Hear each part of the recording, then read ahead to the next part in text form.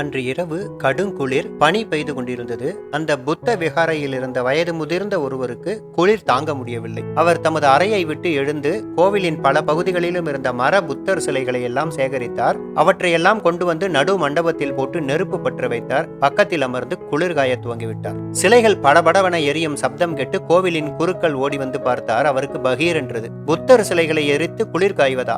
என்ன அநியாயம் இது! தெருவில் அனாதையாய் திரிந்து கொண்டிருந்த கிழவனுக்கு ஐயோ பாவம் என்று அடைக்கலம் கொடுத்தது தவறாக போய்விட்டதே என்று சினம் கொண்டார். என்ன இது என்று கோபத்துடன் கேட்டார் குரு. என்ன கோபம் உங்களுக்கு? இப்பொழுது என்ன நடந்து விட்டது? எனது குளிரை புத்தர் போக்கிக் கொண்டிருக்கிறார். பாருங்கள், புத்தர் கருணாமூர்த்தி அல்லவா? வாருங்கள், அப்படி அமருங்கள், நாம் குளிர்காயலாம் என்றார் முதியவர் அலட்சியமாக.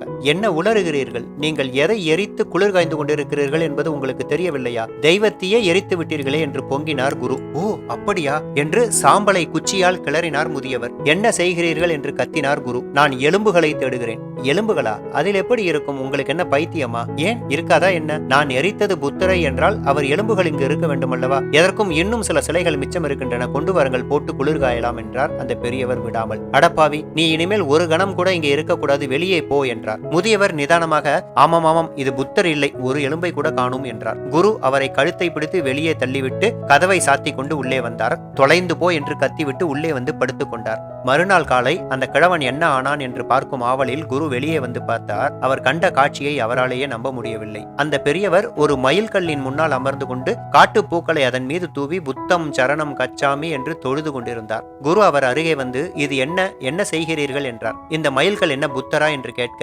மரம் புத்தராகும் பொழுது மயில்கள் ஏன் புத்தராகாது? நேற்றிரவு நான் குளிர் காய்ந்தது எனக்குள் உயிரோடு இருக்கும் புத்தரை காப்பாற்றத்தான். அவர் எனக்குள் குளிரில் நடுங்கிக் கொண்டிருந்தார். அதனால்தான் மரச்சிற்பங்களை எரித்தேன். அந்த மரச்சிற்பங்கள் உணர்ச்சியற்றவை. அந்த மர புத்தர்களை எரித்ததற்காக நீங்கள் நேற்றிரவு உயிருள்ள புத்தரை வெளியே துரத்தி விட்டீர்களே என்றார் பெரியவர்.